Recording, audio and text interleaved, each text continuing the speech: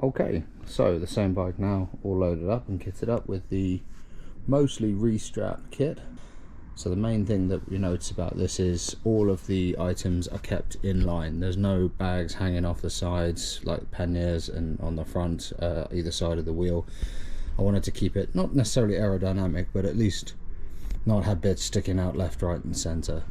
So let's start from the front. The front, then we've got a bag that sits underneath the Aero bars. It clips onto the bars itself and not really anywhere else.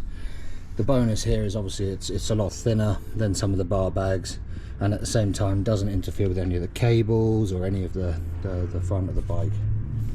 Moving back, then in the middle of the frame we've got 3 bags. A top bag, which is going to be mainly phone, camera and basic snacks that I want all the time. Some heavier items, maybe batteries, locks, everything like that in there. And then a toolkit.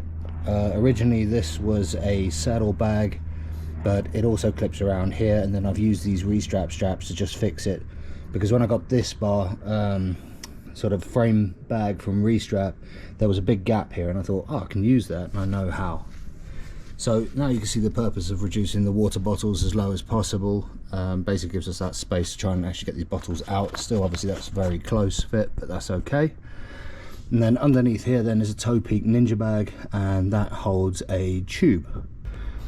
And then finally the back bag here, which is the saddle bag, and that is a 14-litre Restrap bag, and the plan of that is just to hold things that are light but bulky, so clothing items, that sort of thing.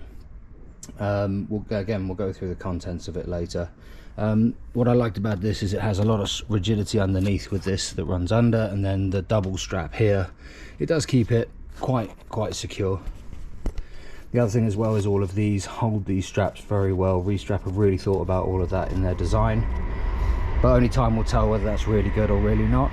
The other things I forgot to mention during the main video were I've replaced the back wheel with a slightly larger, deeper rim carbon, and the pedals that I'm using are just your standard mountain bike pedals. I'm not going for any of that stuff that the utter nutters use on their race bikes, and the reason being is I can walk into shops and not have to go clicky clacky. The little mount on here then, there for the front and rear lights, just a bit, although we're riding only primarily during the day, it's just a bit of flashing lights to keep cars aware of where we are.